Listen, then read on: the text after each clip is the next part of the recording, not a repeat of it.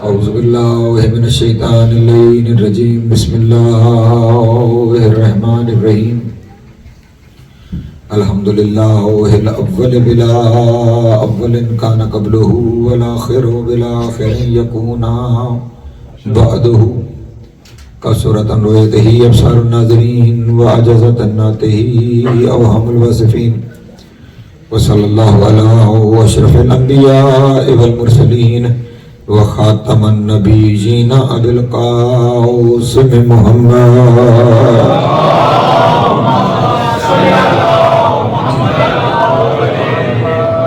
وعلی طیبین الطاہرین المعصومین الشرفاء الذین اذهب اللہ عنہم الرجس وطہرہم تطہیرا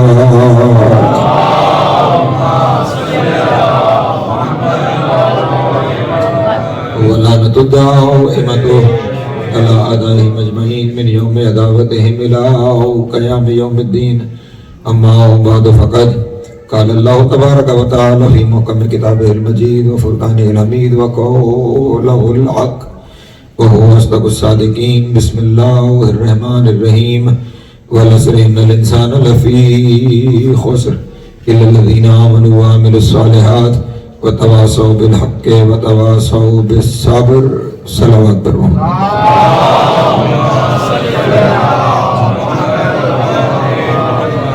انشاءاللہ کافی تعداد میں تشریف فرما ہے، مل کے بآواز بلند صلوات پڑھ دیں۔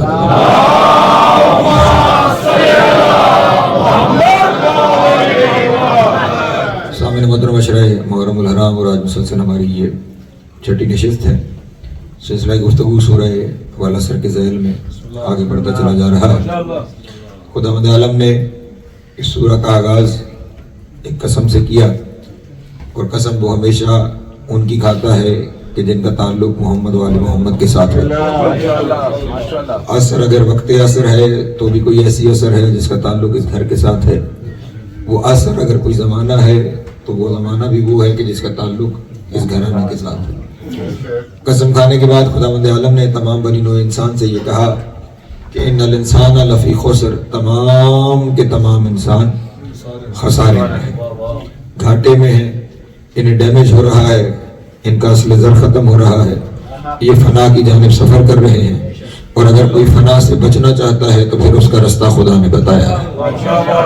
یہ اس کے رحم کا، اس کے کرم کا تقاضا تھا کہ وہ اس ڈوبتی ہوئی انسانیت کو بقا کا رستہ بتائے، اور بقا کا رستہ بتاتے ہوئے اس نے جو پہلی شرط بتائی اس فنا سے بچ کر بقا کی جانب جانے کی، وہ شرط یہ ہے کہ بچیں گے وہ لوگ الا الذین آمنوا جو ایمان لے کر آتے ہیں۔ اب ایمان کیا ہے؟ کل آپ کے سامنے عرض کیا کہ ایمان کا تعلق غیب کے ساتھ ہے، ہر وہ چیز جو غیب ہے اس پر ایمان رکھا جائے گا، اور غیب میں سے سب سے پہلا غیب خداوند عالم ہے، کہ جس کی توحید پر ایمان رکھنا وہ پہلا رستہ ہے کہ جو انسان کو نجات کی جانب لے کر جائے گا، اسے خسارے والوں کی گنتی سے نکال کر فائدے والوں کی صف میں شامل کرے گا۔ اب خدا کے ہونے کی دلیل کل آپ کے سامنے عرض کی کہ ہمارے ارد گرد موجود ہر ایک چیز اس کے ہونے کی دلیل ہے۔ یہ خود میرا دعویٰ نہیں، اس نے ارشاد فرمایا کہ سنوریہم آیاتنا فی الآفاق، دیکھو ہماری ان آیتوں کو کہ جہاں آفاق میں بکھری پڑی ہیں، وفی انفسہم، اور وہاں نہیں دیکھ سکتے تو اپنے آپ کو دیکھ لو، وہاں نگاہ نہیں جا پا رہی، اپنے آپ کو دیکھ لو، وفی انفسہم حتی یتبین لہم انہ الحق، حتیٰ کہ تمہارے سامنے کھل کے واضح ہو جائے گا کہ ہم ہی حقیقت ہے، کھل کے یتبین لہم، واضح ہو جائے گا، کھل جائے گا کہ وہی ہے کہ جو اس کائنات کا بنانے والا ہے، جو اس کائنات کا خالق ہے، اس کی جانب سفر شروع ہو جائے گا۔ اور کل آپ کے سامنے عرض کیا تھا کہ اس کو پہچان لینے کا کمال اس کی توحید ہے، اس کو وحدہ لا شریک مان لینا، اسے یکتا و تنہا مان لینا۔ میں نے جانا کسی اور طرف ہے لیکن ایک لفظ سامنے آگے تو کہتا چلوں، وحدت لازمہ توحید ہے۔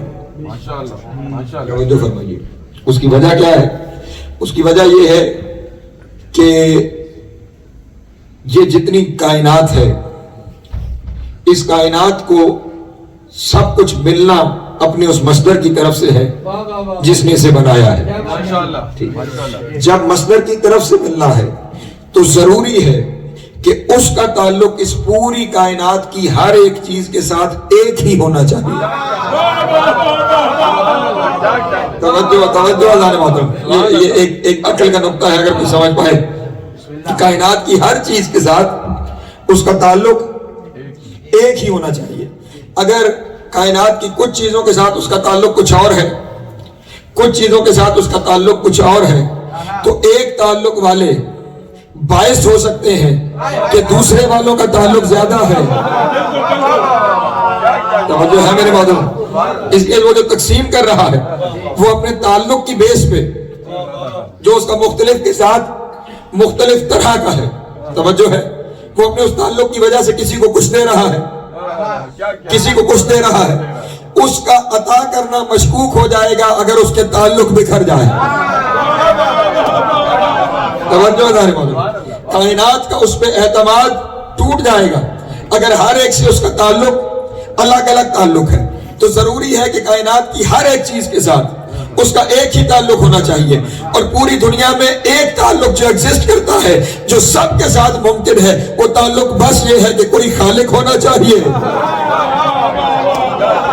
اللہ اکبر، باقی سارا جہان اس کی مخلوق ہونی چاہیے۔ اس خالق اور مخلوق کے علاوہ اس کا کوئی دوسرا تعلق نہیں ہونا چاہیے۔ توجہ، خالق اور مخلوق کے علاوہ کوئی دوسرا، حتیٰ کہ جو اس کے مقرب ترین بندے ہیں، توجہ اللہ نے محترم، اس کے ساتھ بھی ان کا تعلق خالق، اور یہی تو وجہ ہے خدا نے مباہلے میں وہ 5 بھیجے اس لیے تھے کہ عیسائیوں دیکھو، اگر یہ اولاد نہیں نا،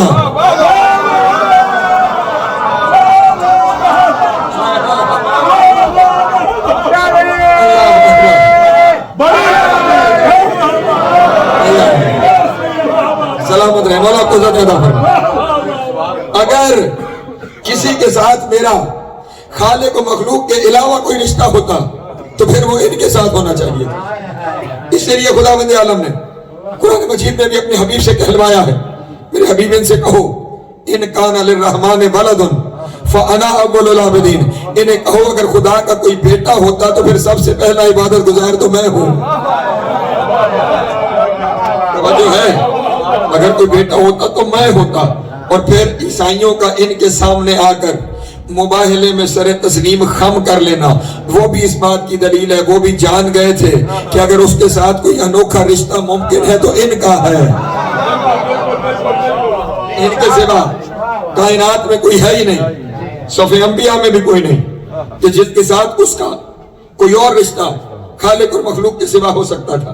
تو اب یہ اس کی وحدت ضروری ہے اس مخلوق کی ہر ایک چیز تک اس کے حقوق پہنچنے کے لیے، اور مخلوق کا ذہن بھی واضح ہونے کے لیے وحدت ضرورت دین ہے۔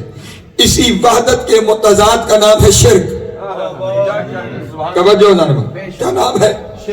شرک کے ذریعے توحید زیادہ بہتر سمجھ آئے گی۔ توجہ نہیں فرما رہے، دن کی اہمیت تب سمجھ آتی ہے جب رات کا اندھیرا چھاتا ہے۔ صحت بھی تب اہمیت کی خبر ہوتی ہے کہ جب بیماری خدا نہ خواستہ آ جائے۔ تو اگر وحدت کو بھی سمجھنا ہے تو پھر شرک کے ذریعے سمجھا جائے گا۔ اور پتہ نہیں یہ ہماری بدقسمتی ہے یا خوش قسمتی ہے، پچھلے 16-14 صدیوں میں ہم وہ لوگ ہیں جن کے اوپر شرک کے فتوے سب سے زیادہ لگے ہیں۔ ہم نے کچھ کیا، قدم بھی ادھر سے ادھر اٹھایا تو فتویٰ آ گیا کہ یہ مشرک ہو گئے، یہ شرک کر رہے ہیں۔ اگر آپ کی اجازت ہو تو میں آپ کے سامنے بیان کروں شرک ہوتا کیا ہے۔ توحید پہ ایمان کی منزل پہ ہے نا، تو شرک ہے کیا؟ شرک کہتے کسے ہیں؟ شرک سے مراد کیا ہے؟ اور ذمہ داری تمام مسالک کی لے رہا ہوں۔ تمام مسلک کے علماء کے مطابق شرک کی 9 قسمیں بیان کی گئی ہیں۔ پریشان تو نہیں ہو رہا؟ 9 اقسام شرک کی بیان کی گئی ہیں، ان کے علاوہ کچھ اور بیان نہیں کیا گیا کہ یہ 9 قسمیں ہیں، ان میں سے اگر کسی ایک کا کوئی مرتکب ہو جاتا ہے تو اس سے شرک ہو جائے گا۔ اب وہ 9 قسمیں کیا ہیں میں قسمیں بھی بیان کرتا ہوں، پھر ایک ایک کی تشریح بھی کرتا ہوں۔ توجہ فرمائیں گے آپ ذرا. وہ 9 قسمیں کیا ہے سن لیجئے گا. شرک فی الذات، شرک فی الصفات، شرک فی الافعال، شرک فی الاسماء، شرک فی العبادت، شرک فی الاجابت، شرک فی الحرمت، شرک فی النذور، شرک فی الحلوف. توجہ بتانے والا یہ 9 اقسام ہے. پھر دوہرا دیتا ہوں ہر ایک کے ذہن میں محفوظ ہو جائے. شرک فی الذات، شرک فی الصفات، شرک فی الافعال، شرک فی الاسماء، شرک فی العبادت، شرک فی الاجابت، شرک فی النذور، شرک فی الحلوف، شرک فی الحرمت. یہ 9 قسمیں ہیں شرک کی. یہ ذہن میں محفوظ ہو گئی. اب میں ایک ایک کی وضاحت کرتا ہوں اور پھر بتاتا ہوں، بلکہ وضاحت سے آپ کو نظر آ جائے گا مشرک کون ہے، مواحد کون ہے. بڑی واضح باتیں ہوں گی، کھلی کھلی باتیں. تقریر ریکارڈ ہو رہی ہے. بڑی واضح باتیں. پہلی شرک کی قسم، شرک فی الذات. شرک فی الذات، شرک فی الذات کا کیا مطلب ہے؟ 2 خدا مان لینا. خدا کی ذات میں کسی اور ذات کو مان لینا، 2 خدا مان لینا شرک ہے. اور اب دنیا والوں کو کھلی دعوت ہے جن کا کلمہ شروع ہی لا الہ سے ہو رہا ہے. توجہ ہے میرے محترم دوستوں. کل بھی آپ کے سامنے اس کی وضاحت. ہمارا کلمہ کیا ہے؟ لا الہ الا اللہ. توجہ ہے. تشہد میں کیا پڑھتے ہیں؟ اشہد ان لا الہ الا اللہ وحدہ لا شریک لہ. تو جب ہم کلمہ شروع ہی سے کر رہے ہیں کہ اس کی ذات میں شریک ہی کوئی نہیں ہے. محترم تو پھر ہم پہ شرک کے فتوے کیسے؟ اس کا چلیں ایک اور بات. تمام کائنات میں مکتب اہل بیت وہ واحد مکتب ہے جس میں شرک ممکن ہی نہیں ہے. توجہ. باقی جتنے مسالک ہیں، تقریر اور نکال ہدایت سے کہہ رہا ہوں، ہر مسلک میں شرک کی گنجائش ہے. پریشان ہو گیا کہو. ہر مکتب میں گنجائش ہے، مکتب اہل بیت میں گنجائش کیسے؟ گنجائش وہاں ہے اور یہاں نہیں ہے. مکتب اہل بیت کے یہاں علاوہ جتنے مکاتب ہیں، مسلک ہیں، ان سب کے اندر یہ عقیدہ موجود ہے کہ خداوند عالم یہاں نظر آئے نہ آئے، قیامت میں نظر آئے گا. جو ہے سب، بلکہ نظر آنے کا سجا پہ پورا حال لکھا ہوا ہے. اس کرسی کی سچویشن لکھی ہے جس پہ بیٹھے گا. اللہ کے وزن کے آنے سے کرسی سے جو آوازیں آئیں گی وہ آوازیں لکھی ہیں. یہاں تک لکھا ہے کہ جہنم کہتا رہے گا، اللہ جنوں اور انسانوں کو پھینکتا رہے گا اور جہنم کہے گا حل میں مزید، حل میں مزید، اور چاہیے اور چاہیے. پھینک پھینک پھینک کے حتیٰ کہ جنوں انسان ختم ہو جائیں گے اور جہنم پھر کہے گا حل میں مزید، اور چاہیے. تو پھر اللہ اپنی ٹانگ اٹھا کر اللہ اپنی ٹانگ اٹھا کر جہنم میں رکھے گا. جن کا اللہ تھوڑا سا جہنم میں ہے،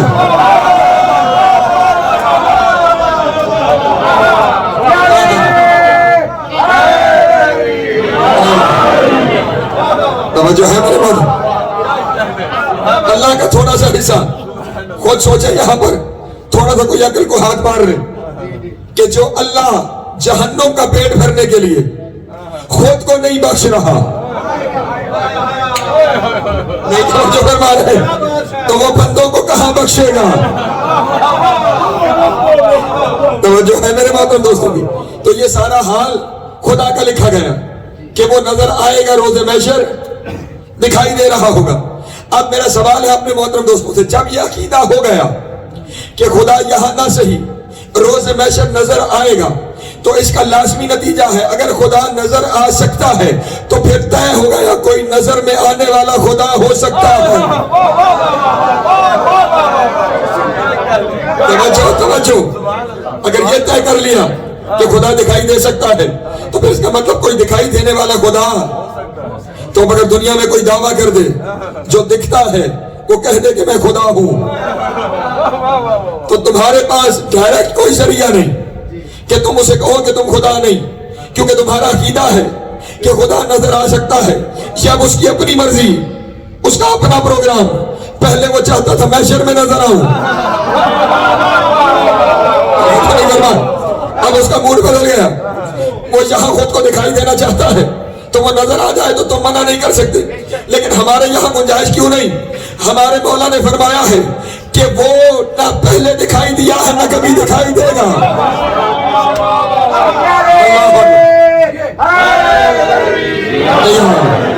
ہمارے مکتب کا مسلمہ عقیدہ ہے کہ خدا کبھی نظر نہیں آ سکتا، نہ یہاں نہ وہاں.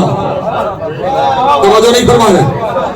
جس خدا نے حضرت موسیٰ سے کہہ دیا کہ لن ترانی، مجھے دیکھنا ممکن ہی نہیں، تو جب ایک برگزیدہ نبی اور رسول کے لیے دیکھنا ممکن نہیں تو کسی بندے کے لیے دیکھنا کہاں ممکن ہے؟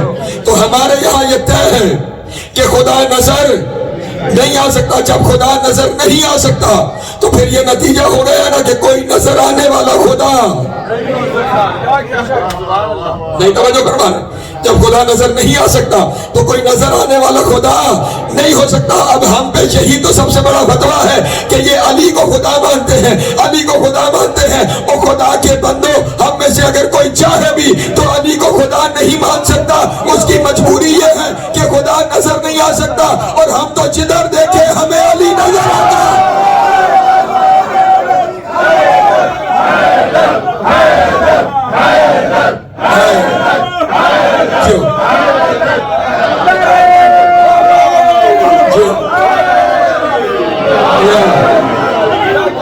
ہم تو جدھر دیکھیں،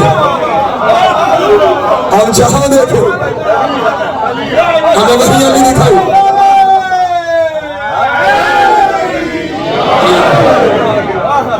حال میں دیکھیں تو علی ہے، استقبال میں دیکھیں تو علی ہے، ماضی میں تاریخ کے ورق الٹے تو ہر ورق میں علی ہے.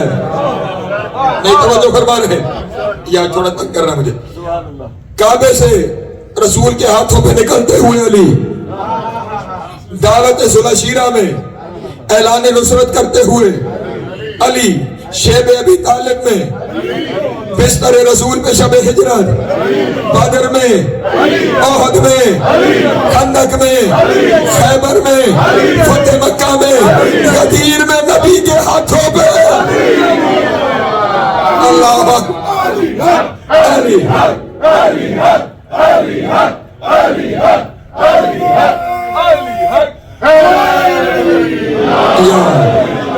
جو اتنا دکھائی دیتا ہے، ہر منزل پہ دکھائی دیتا ہے، اسے ہم خدا نہیں کہتے.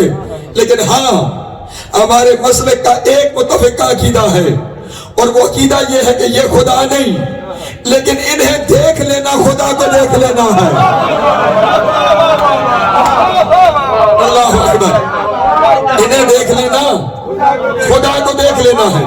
ان کی رویت خدا کی رویت ہے، ان پہ نظر ڈال لینا. میں ایک لفظ کا ضامن ہوں.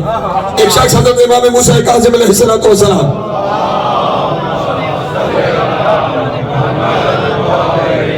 میرے مولا کے پاس آیا اور کہنے لگا، مولا کیا خدا قیامت میں نظر آئے گا؟ امام کے چہرے میں مسکراہٹ آئی اور امام نے فرمایا، بل قبل یوم القیامہ، وہ یوم قیامت سے پہلے بھی اسے دیکھا جا سکتا. تو محشر میں نظر آئے گا؟ امام نے فرمایا محشر سے پہلے بھی اسے دیکھا جا سکتا. اس نے کہا مولا کیسے ممکن ہے؟ امام نے فرمایا مجھے دیکھ لے، مجھے دیکھنا بھی اسے دیکھنا. اللہ سلامت ہے. مولا اسے عطا فرما. اچھا اگر کوئی پریشان ہو رہا ہے نا تو میں اس کی پریشانی کا حل نکالتا ہوں. یہ تو ان کی ذوات مقدسہ ہے نا جن کے بارے میں کہہ رہا ہوں کہ انہیں دیکھ لینے سے اسے دیکھ لیا جاتا ہے. کسی کو شک ہو، میں ایک نہیں سینکڑوں کتابیں، چھت تک کتابوں کا پہاڑ لگانے کے لیے تیار ہوں. تمہاری ہر کتاب کے اندر یہ روایت موجود ہے کہ امام صادق نے ارشاد فرمایا، من زارا قبر الحسین فی کربلا فقد زار اللہ علی عرشہ. جس نے کربلا میں قبر حسین کو دیکھا بس ایسے ہے جیسے اس نے عرش پہ اللہ کو دیکھا.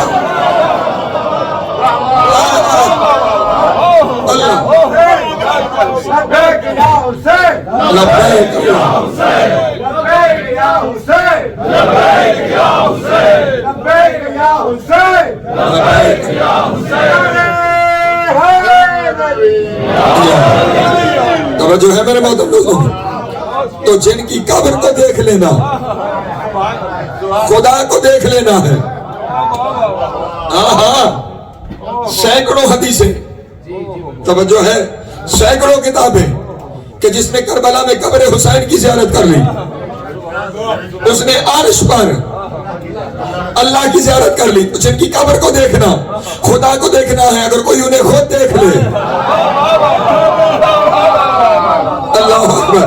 نہیں, اور آگے چلتے ہیں, قرآن مجید کی طرف چلتے ہیں. توجہ, ایک درود پڑھیں محمد والے محمد.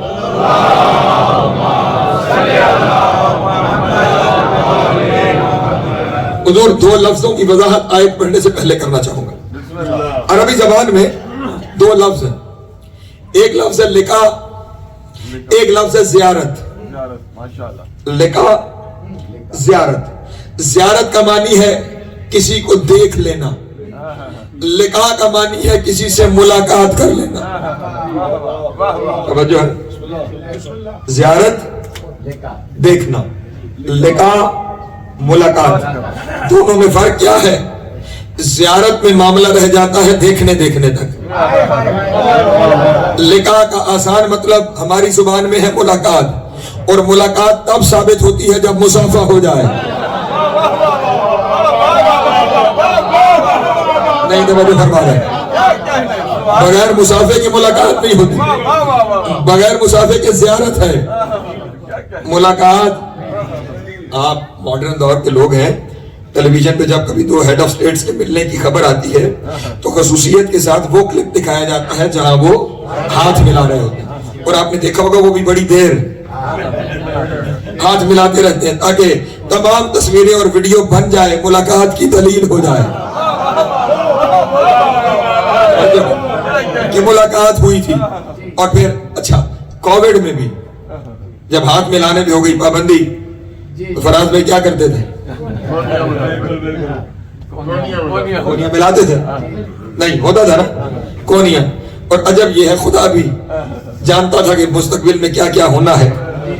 یہ کونی ہاتھ کا حصہ ہے, اور یہ بھی میں اپنی طرف سے نہیں کہہ رہا, قرآن کی آیت وضو دلیل ہے. پیچھے نہ گیا حضرات, آیت وضو کیا ہے؟ وَاغْسِلُوا وَجُوهَكُمْ وَأَيْدِيَكُمْ إِلَى الْمَرَافِقِ, دھو لو اپنے چہروں کو اور اپنے ہاتھوں کو کوہنیوں تک. توجہ ہے, اس کا مطلب کوہنی ہاتھ کا حصہ ہے. تو کونی ملائی یا ہاتھ ملایا, ہوا تو مصافحہ. توجہ ہے, تو ملاقات کے لیے مصافحہ, لقاء کے لیے مصافحہ. وہاں پہ آخر میں کوئی بندہ اٹھ کے باہر جائے, نہیں کہہ سکتا میری بات نقوی سے ملاقات ہوئی, وہ کہے گا میں نے دیکھا. لیکن یہاں جو احباب مجھ سے ملے جنہوں نے ہاتھ ملایا, وہ جا کے کہہ سکتے ہیں کہ ملاقات ہوئی کیونکہ مصافحہ ہوا تھا. اس کا مطلب ملاقات کی شرط مصافحہ ہے, مصافحے کی شرط ہاتھ ہے.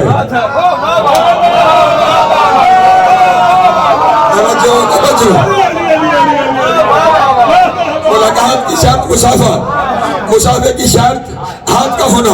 اب میں سناتا ہوں قرآن مجید کی آیت, اور اس سے آگے مجھے تشریح نہ ماننا. خدا بند عالم نے مومنوں کی نشانیاں بتاتے ہوئے سورہ بقرہ ہے, آیت کا نمبر 46 ہے. ارشاد رب العزت الذین یظنون انہم ملاقو ربہم, مومن اس بات کا یقین رکھتے ہیں روز محشر ان کی ملاقات ان کے رب سے ہوگی.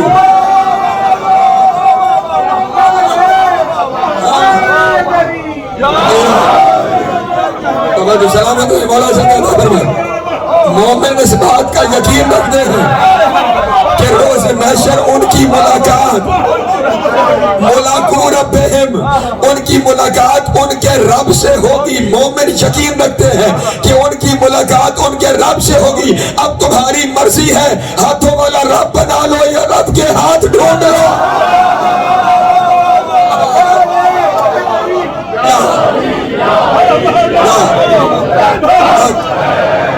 جو پیچھے بیٹھے ہوئے توجہ ہے میرے باتوں دوستوں, یا ہاتھوں والا رب بنا لو یا رب کے ہاتھ ڈھونڈ لو. ہاتھوں والا رب بناؤ گے تو جسم ماننا پڑے گا, جسم مانو گے تو محدود ہو جائے گا. پھر ایک ہی ذریعہ رہ گیا ہے, وہ نہ ہو اللہ کے ہاتھ تلاش کرنے پڑیں گے. اگر تمہیں مل گئے تو مجھے بتانا, اور جب تک نہیں ملتے تو جو میں دکھا رہا ہوں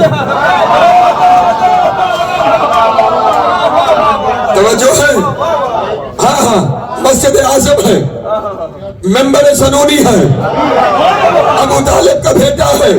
سوال کرنے والے نے سوال کیا, یہ جو خدا نے جن دونوں ہاتھوں سے آدم بنایا ہے, یہ خدا کے ہاتھ کہاں ہے؟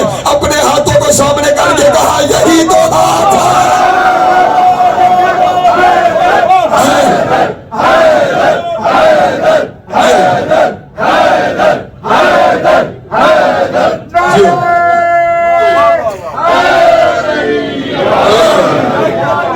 پہنچ رہی ہے. سلامت نہیں چلے. یہ تو روایت اپنی کتابوں سے تھی نا, ایک ادھر سے روایت بتا دوں. امیر المومنین کعبے کا طواف کر رہے, توجہ, طواف کرتے کرتے امیر المومنین نے ایک شخص کے چہرے پہ تماچا رسیدہ. علی نے طواف کرتے کرتے تھپڑ مار دیا. وہ شخص شکایت لے کر, دوسری خلافت کا دور تھا, حضرت عمر کے پاس چلا گیا, تو جناب علی نے طواف کرتے کرتے مجھے تھپڑ مارا. اب کی شکایت دربار میں آئی تو اس نے پیغام بھیجا, مولا تشریف لے آئے. حضور ہے تو جسارت, لیکن یہ شکایت ہے کہ آپ نے تھپڑ مارا. امیر المومنین نے فرمایا کہ یہ طواف کے دوران مسلمانوں کی غیرت کو میلی نگاہ سے دیکھ رہا ہے. توجہ, طواف کے دوران مسلمانوں کی نگاہ غیرت کو میری نگاہ سے, میری آنکھ سے دیکھ رہا تھا, تو میں نے اسے تھپڑ مارا. اب ممبر میں بیٹھے ہوئے شخص خلیفہ دوم حضرت عمر کا جملہ سنیے. جب مولا نے یہ کہہ دیا کہ یہ مسلمانوں کی غیرت کو میلی نگاہ سے دیکھ رہا تھا, تو میں نے اسے تھپڑ مارا. خلیفہ نے اسے کہا, دربار سے نکل جا, میں تیرا کچھ نہیں کر سکتا, تجھے عین اللہ نے دیکھا ہے, جد اللہ نے مارا ہے.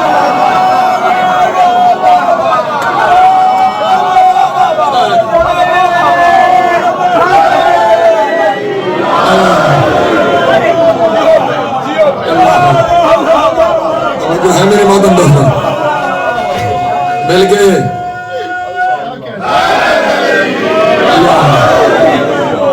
تجھے عین اللہ نے دیکھا ہے, تجھے ید اللہ نے مارا ہے. یہی چہرہ وجہ اللہ ہے, یہی آنکھیں عین اللہ ہے, تو پھر اسے ہی دیکھنا زیارت اللہ ہے. تو ہے میرے بات نہیں, میں کیا کروں کہ جب تک دلیلیں پوری طرح راسخ نہ ہو جائے نا, اس وقت تک باقی نقوی کا پیچھے ہٹنے کا جی نہیں چاہتا. جن لوگوں نے زیارات کر رکھی ہیں مولا قبول کرے, بار بار لے کر جائے. جو نہیں گئے مولا آپ کو لے کر جائے. ابھی بھی بہت سارے لوگ گئے ہوئے ہوں گے, لیکن یہاں پہ ایک بات عرض کرتا چلوں, کوئی ناراض ہو جائے تو میں کیا کروں, میرا تو کام جو حقیقت ہے وہ بتانا ہے. امام حسین علیہ السلام نے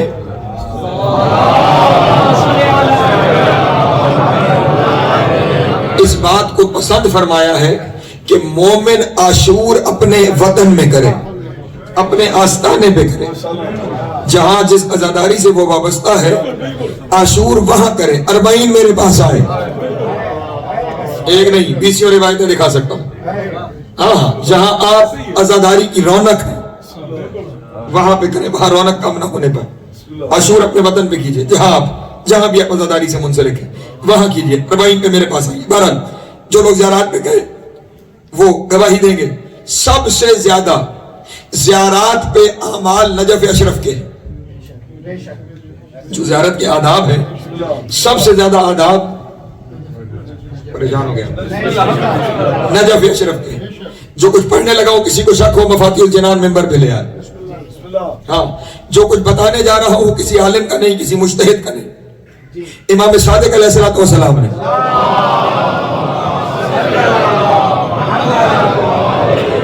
جو نجف کی زیارت کے آداب بتائے وہ بیان کرنے جا رہا ہوں.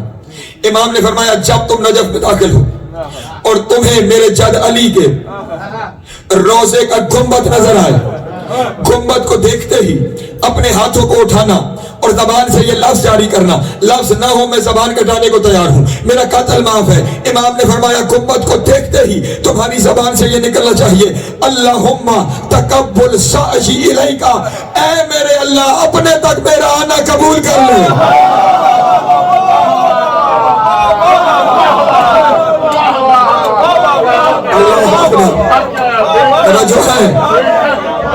توجہ ہے میرے بات دوستوں جی، لفظ نہ ہو میں مشرم ہوں۔ اللہم تقبل سعی الیک، اے میرے اللہ اپنے تک میرا آنا قبول کر لے، آئے علی تک ہے۔ توجہ نہیں فرما رہے، تھوڑی دیر پہلے چکا علی علی ہے اللہ نہیں، آئے علی تک ہے۔ اور کیا کہہ رہے ہیں؟ اے اللہ اپنے تک آنا قبول کر لے۔ اس کا مطلب کیا ہے؟ میرے اللہ ہمارے بس پہ بس یہاں تک آنا تھا، اس سے آگے علی جانے تو جا۔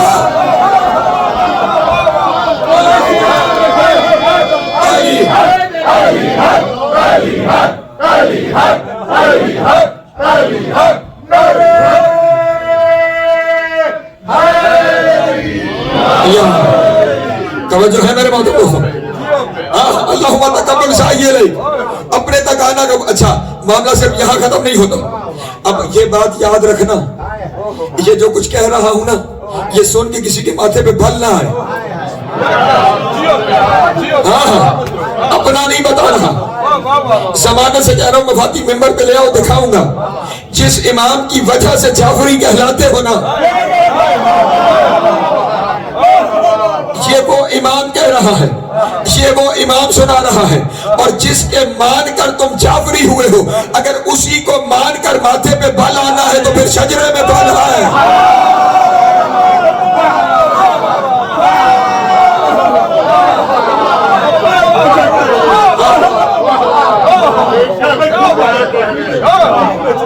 باہر کا یہ حکم ہے کہ دیکھو تو کہو اللہم تقبل سعی الیک، اور جب حرم میں داخل ہو جاؤ، داخل ہوتے ہی کہنا ہے اللہم ھذا حرم حرمک، اے میرے اللہ یہ حرم تیرا حرم ہے۔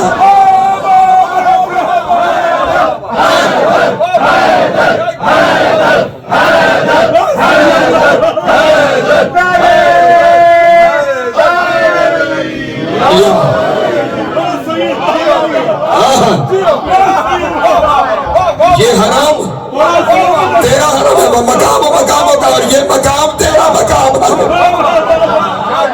حرم علی کا۔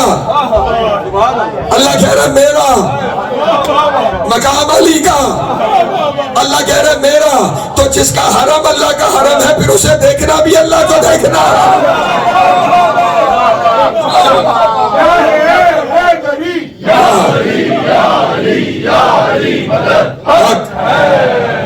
بہت ہی بات میرے باتوں کو۔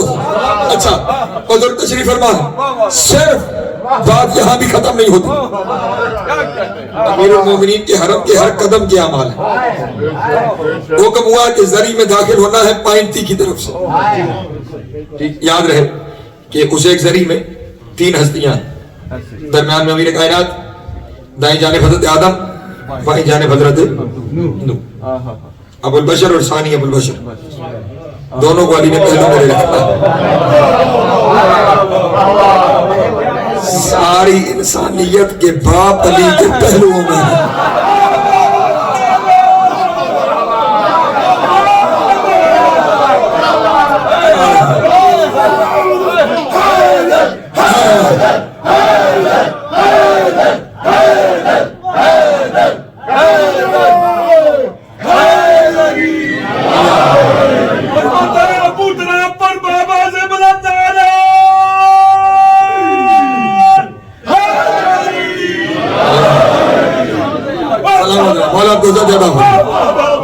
پائنتی کی طرف سے زری اقدس میں جانا ہے، لیکن زری اقدس میں داخل ہونے سے پہلے رواق میں کھڑے ہو جانا ہے، اور رواق میں کھڑے ہو کر مولا کو مخاطب کر کے کہنا ہے یا مولا یا انا عبدو کا وابنو عبدے کا وابنو عمدے کا۔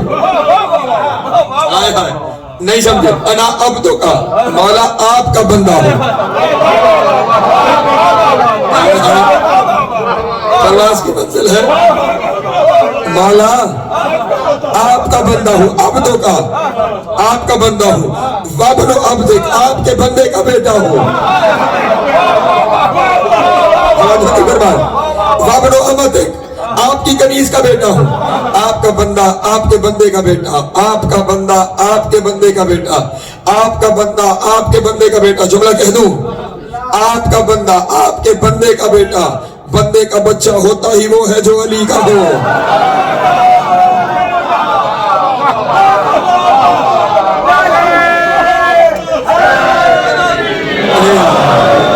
سلامت رہے، مولا تو عزت عطا فرمائے۔ لیکن چلیں میں پھر جملے دہراتا ہوں، شاید کوئی مجھ سے پہلے وہاں پہنچے جہاں میں لے کے جانا چاہتا ہوں۔ عبدوں کا وابن عبدک وابن امتک، عبدوں کا وابن عبدک وابن امتک، کوئی تو آ جاؤ، عبدوں کا وابن عبدک وابن امتک، علی سے کہہ رہا تیرا بندہ، تیرے بندے کا بیٹا، تیری کنیز کا بیٹا۔ توجہ، یہ جملہ بار بار اس لیے کہہ رہا تھا، یاد رکھیے گا ہمارے مکتب میں جب کسی کا جنازہ ہوتا ہے نا تو سن من بکمن جنازہ نہیں ہوتا،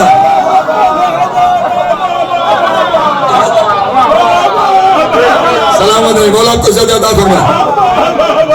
ضرور اب جنازہ یاد کیجئے، بچوں کو بھی یاد کروائیے، کیونکہ آپ کے مولا کا فرمان ہے، پیغام سن لیجئے گا کہ اگر کوئی 40 مومن جنازے میں کھڑے ہو کر بے گناہی کا اعلان کر دے میں گناہ معاف کر دیتا ہوں۔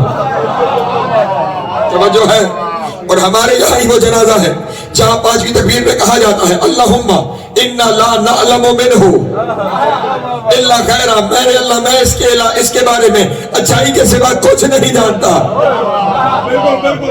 تو کم از کم اپنا بچہ تو پیچھے کھڑا ہو کے کہے نا،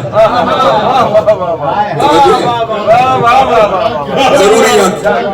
لیکن جو جملہ کہنا ہے وہ علی کو کہہ کے آیا، غنا عبدوں کا وابن عبدک وابن امتک، وطن آیا، دنیا سے چلا گیا، اس کو کفن ہوا، جنازہ سامنے رکھا، قبلہ و کعبہ نے کہا اللہم انا ھذا عبدک،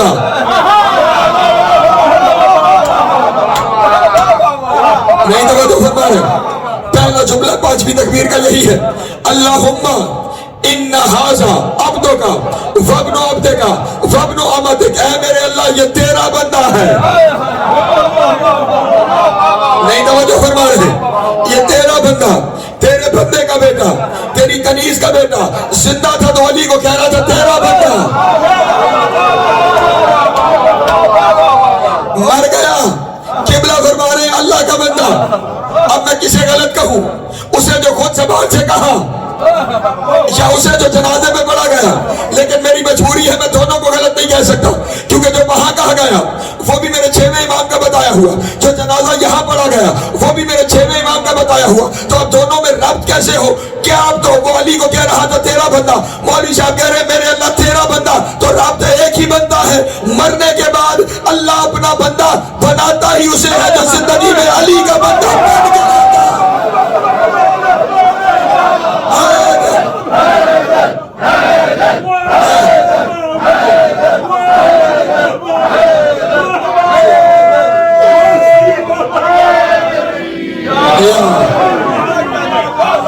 سلامت ہے، مولا کو زیادہ فرمائے، مرنے کے بعد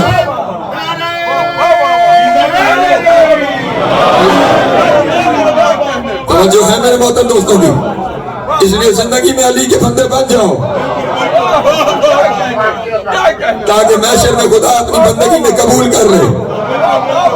اگر یہاں علی کے نہ بنے وہاں وہ اپنا، اس کی دلیل ہے یہ جملہ کہ اے میرے اللہ یہ تیرا بندہ ہے، یہ فقط انہی کے جنازوں میں ہے جو علی کو مانتے ہیں،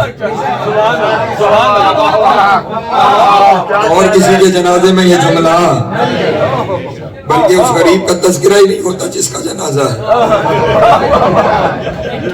توجہ نہیں، اللہم وہاں جو ہے اللہم اغفر لحینا ومیتنا وشاہدنا وغائبنا، اے اللہ ہمارے زندوں کو بھی بخش دے، ہمارے مردوں کو بھی بخش دے، جو موجود ہے اسے بھی بخش دے، جو نہیں موجود اسے بھی بخش دے، اور جو بیچارہ پڑا ہوا ہے۔ توجہ ہے، یہاں پہ ساری بات ہی اس کی ہے، جو وہاں موجود ہے، میرے اللہ تیرا بندہ ہے. توجہ ہے میرے محترم دوستو، میرے اللہ تیرا بندہ ہے. تو اب اس لیے ضروری کہ وہ جس کا بندہ ہونا خدا اپنی بندگی سمجھتا ہے، جس کے حرم کو خدا اپنا حرم سمجھتا ہے، جس کی زیارت کو خدا اپنی زیارت سمجھتا ہے، پھر اسی کو دیکھ لینا خدا کو دیکھ لینا ہے. محشر میں بھی دکھائی یہی دیں گے.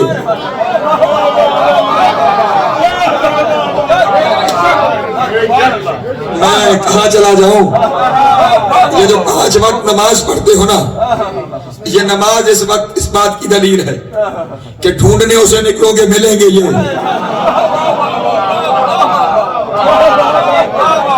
نہیں نماز شروع کہاں سے کر دو؟ پڑھنے جا رہا ہوں قربتاً اللہ اللہ اکبر. ختم کہاں پہ ہوئی؟ السلام علیکم. توجہ نہیں فرما رہے؟ توجہ ہے میرے محترم دوستوں کی؟ نکلے خدا کو ڈھونڈنے تھے، ملاقات جن سے ہو گئی. اپنی نماز جو مومن کی معراج ہے وہ سمجھ نہیں آتی تو محمد کی معراج دیکھ لو. توجہ نہیں فرما رہے؟ خدا سے نکاح کے لیے گئے تھے، مسافر علی سے کر کے آئے.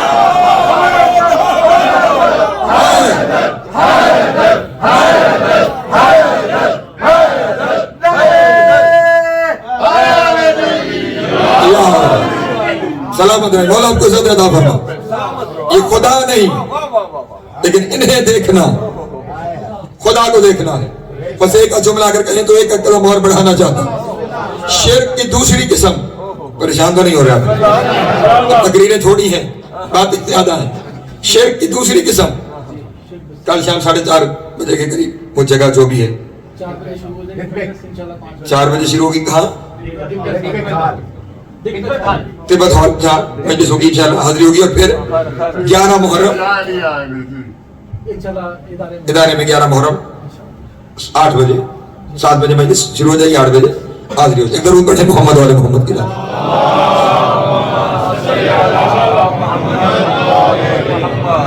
شرک کی دوسری قسم ہے شرک فی الصفات. اللہ کی صفتوں میں کسی کو شریک کرنا شرک ہے. میں ممبر پہ بیٹھ کے قبول کر رہا ہوں کہ خدا کی صفتوں میں کسی کو شریک کرنا شرک ہے، بشرطے کہ بندہ کسی کو خدا کی صفتوں میں شریک کر دے. نہیں توجہ فرمائیے، پیچھے رہ گئے. اگر میں اور آپ کسی کو خدا کی صفتوں سے موصوف کریں گے، خدا کی صفتوں میں شریک کریں گے تو ہم مشرک ہو جائیں گے، تو یہ شرک ہو جائے گا. لیکن اللہ خود اپنی صفتیں کسی کو دے، توجہ میں کروں گا تو مشرک. اگر میں نے کسی کو بنایا تو مشرک، اور اگر خدا نے کسی کو بنایا تو پھر جس نے اسے نہ مانا. معیار بدل رہے ہیں آج شرک کے. توجہ ہے؟ چلیں ایک ہی دلیل آج کی تقریر میں سنیے. خدا رؤوف ہے، صفت الہی ہے. پریشان ہو گیا؟ رؤوف ہے. ان اللہ رؤوف بالعباد، اللہ اپنے بندوں پہ رؤوف ہے. رحیم بھی ہے، بسم اللہ الرحمن الرحیم ہے نا. رحیم رؤوف بھی اللہ، رحیم بھی اللہ. اب اگر میں کسی کو رؤوف اور رحیم کہوں گا تو شرک ہو جائے گا. اور اگر خدا کسی کو کہے، اور ریفرنس میں حدیث نہیں پڑھوں گا، قرآن کیا ہے؟ سورہ توبہ کو جا کے دیکھنا. اپنے حبیب کے بارے میں ارشاد فرما رہا ہے، حریص علیکم وبالمؤمنین رؤوف رحیم. او میرا نبی تمہارے لیے حریص ہے، مومنوں کے لیے رؤوف بھی ہے، رحیم بھی ہے. اللہ خیر علی، یہ رؤوف بھی ہے، یہ رحیم بھی ہے. اور خیال ہے پھر جو کچھ نبی ہے وہ علی ہے. ہاں سوائے کے مور کے ماں ابن حجر مکی نے لکھا ہے کہ نبی نے ارشاد فرمایا انا وعلی من نور واحد. ہم ایک ہی نور سے ہیں، جب ایک سے ہیں تو پھر دونوں ایک ہیں. वो रऊफ रहीम तो ये भी तवज्जो नहीं फरमा रहे। चले एक और दलील सुन लीजिए और समेटू अपने बयान को। एक दिन अबू हनीफा इमाम आजम जिन्हें हमारे बिरादरान कहते हैं, वो हमारे इमाम के शागिर्दी में रहे। उनके ऊपर जो सबसे अच्छी किताब है वो मौलाना शिबली नोमानी की किताब है। उनका क्योंकि नाम था नोमान बिन साबित इमाम अबू हनीफा, उन्होंने उनकी सीरत पे किताब लिखी अन-नोमान। तवज्जो है। उस अन-नोमान में उन्होंने उनका एक जुमला कोट किया, मौलाना शिबली नोमानी, रेफरेंस नोट रहे।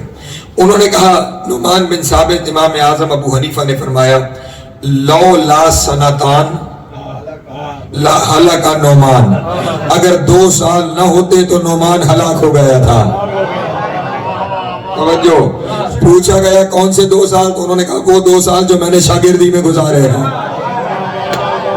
तवज्जो है मेरे मोहतरम दोस्तों। अच्छा मैं एक ऐसी जुमला कह के गुजर जाऊं। मौलाना शिबली नोमानी ने ये लिखा कि नोमान बिन साबित ने ये फरमाया कि अगर 2 साल जाफर सादिक की शागिर्दी के ना होते तो मैं हलाक हो गया होता। ये लिखने के बावजूद मौलाना शिबली नोमानी है, जाफरी नहीं।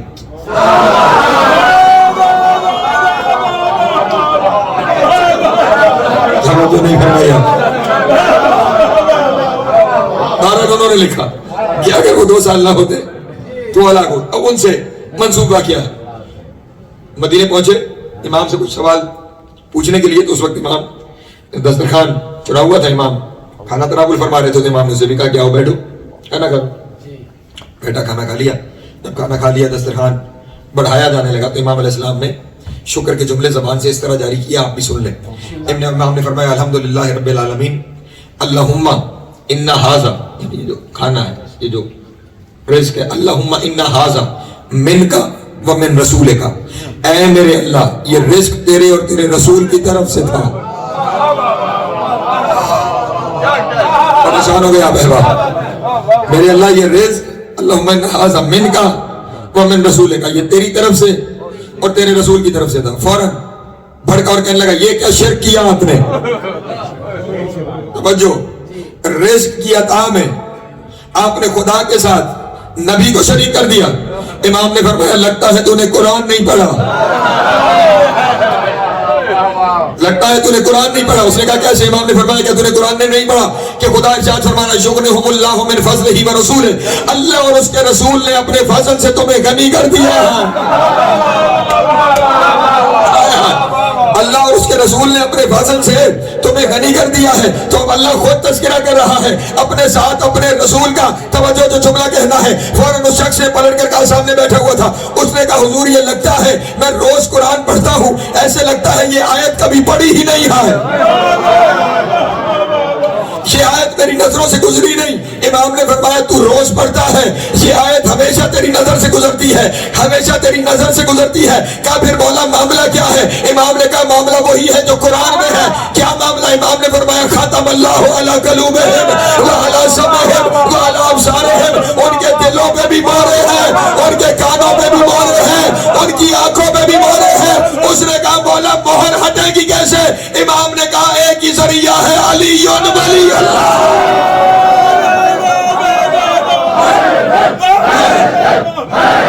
जो जो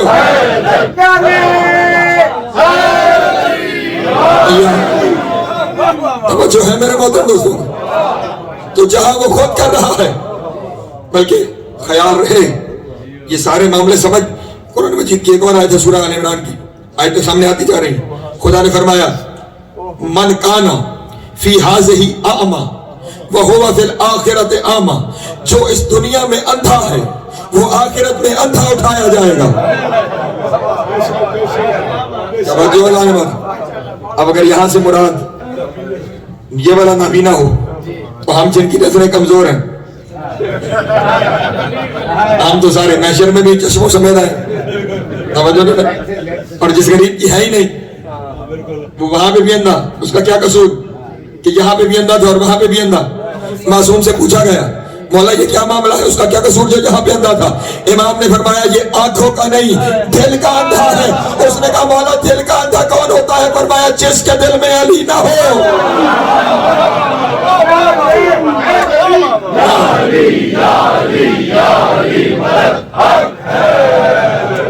توجہ ہے میرے محترم دوستوں کی. اس لیے صفات میں آپ کسی کو شریک کریں گے تو شرک ہوگا. خدا اپنی صفات میں کسی کو شریک کرے تو شرک نہیں ہوتا. میں نے شاید پہلے دن آپ سے کہا تھا, بس اسی جملے پہ آج کی تقریر سمیٹ رہا ہوں, شرک عمل میں نہیں نیت میں ہوتا. اور جو ہے لوگ کہتے ہیں خدا کے علاوہ کسی کو سجدہ کرنا شرک ہے. میں کہتا ہوں خدا کے علاوہ کسی کو خدا سمجھ کے اس کے سامنے کھڑے ہو جانا شرک ہے.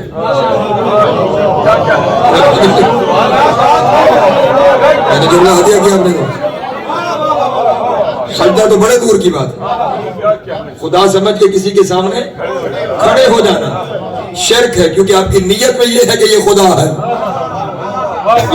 تو خدا سمجھ کے کسی کے سامنے کھڑے ہو گئے تو شرک ہے. اور اگر ذہن میں یہ نہیں کہ یہ خدا ہے تو پھر خدا کسی کو سجدہ نہ کروائے تو نہ کرنا ضروری, اور اگر کسی کو سجدہ کروائے تو پھر اگر اسے کوئی نہ کرے تو وہ مشرک. توجہ ہے ذات محترم, شرک عمل میں نہیں ہوتا, شرک نیت میں ہوتا ہے. اس لیے ہمارے یہاں یہ واضح نیت ہے کہ ہم نے انہیں یہ مانا نہیں, خدا نے انہیں ہم سے یہ منوایا ہے. ہاں, اپنے ہر عمل کی نیت خدا کی طرف موڑ دیجئے تو توحید ہی توحید ہے. کل یہاں سے آگے گفتگو کو لے کے چلو. وہ جنہیں ماننا خدا کو ماننا ہے, وہ جنہیں دیکھنا خدا کو دیکھنا ہے. دنیا والوں نے انہیں ہی بے جرم و خطا سے بھا کر دیا.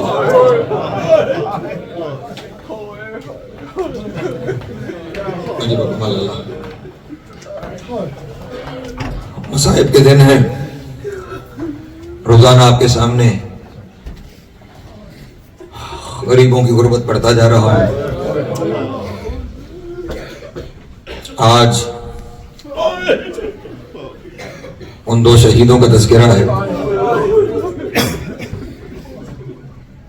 کہ جو ماں کو ہیں بڑے پیارے. میں نے جملہ کہا ہے, چلیں بات شروع یہاں سے کرتا ہوں کہ جب قافلہ مدینے سے مکے آیا تھا اس وقت حضرت عبداللہ ابن جعفر قافلے کے ساتھ آئے تھے.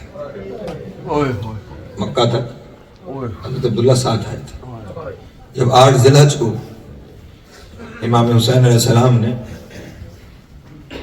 حج کے احرام کو عمرے سے بدل کر سفر کرنا چاہا تو اس وقت امام نے حضرت عبداللہ ابن جعفر سے کہا کہ بھیا آپ ساتھ نہیں جائیں, آپ مدینے تشریف لے جائیے, مدینے کے گھروں کی آپ کو ضرورت ہے.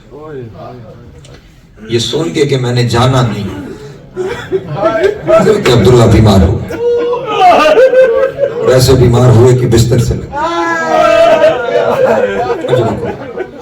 جب حضرت عبداللہ کا یہ حال دیکھا نا, اس وقت امام حسین نے جناب زینب سے کہا کہ بہن زینب اس حالت میں بچوں کو لے جانا مناسب نہیں, دونوں بیٹوں کو باپ کے ساتھ چھوڑو تاکہ وہ باپ کی خدمت کر سکے. جناب زینب نے دونوں بچوں کو جناب عبداللہ کے ساتھ چھوڑ دیا. قافلہ چلا, ابھی مکے سے وہ مشکل قافلہ نکلا تھا کہ حضرت عباس علیہ السلام گھوڑا دوڑاتے ہوئے, کیونکہ حضرت عباس کا جو ذمہ داری تھی وہ یہ تھی کہ قافلے کے ساتھ نہیں چلتا, قافلے کے ارد گرد ایک میل کے دائرے میں چکر لگانا ہے اور کہنا ہے الحجاب اجرکم اللہ. حضرت عباس نے سامنے آ کر کہا آقا کچھ دیر کے لیے قافلہ روکنا ہوگا. کہ کیوں عباس, ابھی تو پہلی منزل نہیں آئی سفر کی, قافلہ کیوں رکوانا چاہتے ہو؟ آپ نے آنسو میں روتے ہوئے کہا آقا بھیا عبداللہ تشریف لا رہے ہیں, بھیا عبداللہ تشریف لا رہے ہیں. امام حسین نے قافلہ روکا, سواری سے اترے, دیکھا سامنے سے جناب عبداللہ, وہ بھی سواری سے اتر آئے. کچھ اس انداز میں آ رہے ہیں کہ ایک ہاتھ حضرت عون کے کندھے پر ہے हमारा हाथ जनाब मोहम्मद के कंधे पर बच्चों का सहारा लिए चलते आ रहे हैं। इमाम हुसैन ने आगे बढ़ के सीने लगाया और गले लगा के कहा कि भैया अभी तो आप सजदा करके आए थे, फिर आने की जहमत क्यों फरमाई? तो हजरत अब्दुल्ला ने पहला जुमला कहा, हुसैन पहली वजह तो ये है जी चाह रहा था एक दफा और तुझसे मिल लो। अल्लाह जाने हुसैन इसके बाद मुलाकात हो या ना हो, एक दफा और तेरी ज़ियारत करना चाहता था। अल्लाह अकबर। और दूसरी एक बात अली की बेटी से करना चाहता हूँ, एक बात अली की बेटी से करना चाहता हूँ। मुझे बता इन महमलों में ज़ैनब का महमल कौन सा है? आका हुसैन ने महमल की जानिब इशारा किया, चलते हुए पहुंचे और चौबे महमल के साथ सर रख के जनाब अब्दुल्ला ने धाड़े मार के रोना शुरू। हजरत अब्दुल्ला का गिरिया बुलंद हुआ। जनाब ज़ैनब ने अपने वारिस की आवाज को पहचाना और महमल के अंदर बैठे हुए कहा, अब्दुल्ला अगर तो लेने आए हैं तो आप मेरे हाकिम हैं, आप मेरे वारिस हैं, मैं रुकने को तैयार हूं, लेकिन इतना याद रखिएगा हुसैन जाएगा मेरी रूह निकल जाएगी। अल्लाह अकबर। हुसैन जाएगा मेरी रूह निकल जाएगी, मैं जिंदा नहीं रहूंगी। हजरत अब्दुल्ला ने रोते हुए कहा, नहीं ज़ैनब मैं रोकने नहीं आया और मैं शर्त तुझे रोक भी नहीं सकता। तेरे बाबा ने तेरे निकाह में शर्त रखी थी, अब्दुल्ला जब हुसैन जाने लगे ज़ैनब को ना रोकना, ज़ैनब के बगैर मेरे हुसैन का मिशन तकमील को नहीं जा। ज़ैनब को ना रोकना, मैं रोकने नहीं आया अली की बेटी, मैं रोकने नहीं आया। फिर क्यों तशरीफ लाए हैं, ज़हमत क्यों फरमाई है? उस वक्त जनाब अब्दुल्ला ने कहा, सुन ज़ैनब, सफर पे जा रहे हो ना, सफर में मुश्किल वक्त आ जाते हैं और मुश्किल को सदका दे के टाला जाता है। ज़ैनब ये मेरे दोनों बच्चे ले जा, एक को मेरी तरफ से सदका कर देना, एक को अपनी तरफ से सदका कर देना और मेरे बच्चे कुर्बान हो जाए ज़हरा कला। अजरुकुम अल्लाह, अजरुकुम अल्लाह, अजरुकुम अल्लाह। मौला की हाल कबूल करे। अब दोनों बच्चे सफर में साथ हैं और माँ सारे रास्ते में बच्चों से यही कहती आई, बाप की वसीयत याद रखना, तुम अली अकबर का सदका हो। वक्त गुजरता गया, करबला आ गई। शब आशूर दोनों बच्चों को अपने सामने बिठाकर अली की बेटी कह रही है, बाबा की वसीयत याद है ना, कल ख्याल रहे अकबर से पहले तुम दोनों का लाशा आना जाए और मोहम्मद ऐसा ना हो अकबर का लाशा आ जाए और तुम अभी जिंदा हो, मुझे मां ज़हरा के सामने शर्मिंदा न कर। अजरुकुम अल्लाह, अकबर से पहले तुम्हारा लाशा आना चाहिए। और इस बात का भी ख्याल रखना, तुम हैदर कर्रार के नवासे हो, तुम जाफर तैयार के पोते हो। कल मैदान जंग में लोगों को अली भी याद आना चाहिए, जाफर भी याद आना चाहिए। ये सुना बच्चों ने कहा, अम्मा बस मामू अगर इजाजत दे दें तो फिर दुनिया देखेगी कि हम अली का खून है, हम खानदान बनी हाशिम के शहजादे हैं। लीजिए सुबह हो गई और माँ ने सुबह सवेरे बच्चों को कहा, जिंदा खेमे वापस ना आना। अल्लाह अकबर। जो जुमलों को महसूस कर सके, जिंदा खेमे वापस ना आना, तुम्हारे लाशें आने चाहिए, हुसैन पे कुर्बान हो जाना। अब बच्चे बार बार आका हुसैन के खेमे में आते हैं और आके कहते हैं, अम्मू हमें इजाजत, मामू हमें इजाजत। और हुसैन पलटा के कहते हैं, अगर तुम्हें भेज दिया मेरी बहन की नस्ल खत्म हो जाए। अजरुकुम अल्लाह, मेरी ज़ैनब की नस्ल खत्म हो जाएगी, मैं तुम्हें नहीं भेज सकता। अब हुसैन जाने नहीं देते, माँ खेमे नहीं आने देती, दोनों खेमों के दरमियान सही कर करके थक गए शहजादे। अल्लाह अकबर। और थक के माँ के खेमे के बाहर बैठकर दोनों बच्चों ने रोना शुरू किया। जब गिरिया बुलंद हुआ ना, माँ ने बेटों की आवाज पहचानी, खेमे का पर्दा हटाया और मोहम्मद अभी तक जिंदा हो।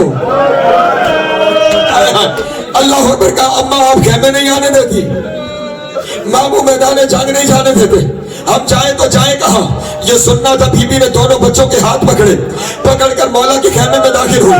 बहन को आता हुआ देखकर हुसैन ने कुर्सी छोड़ी। मैं कहूंगा आका, आप तो आता हुआ देखकर मसरत छोड़ दे। अल्लाह अकबर। कल जब ये दरबार जाएगी, अजरुकुम अल्लाह, अजरुकुम अल्लाह। आका हुसैन ने कहा, बहन ज़ैनब कैसे आना हुआ, मुझे बुला लेती। उस वक्त रोते हुए कहा, बहन बन के नहीं, अभी सवाली बन के आई हो। اللہ اکبر، یہ میرے بچوں کی قربانی قبول کر لے، انہیں قبول کر لے، ان کی قربانی قبول کر لے۔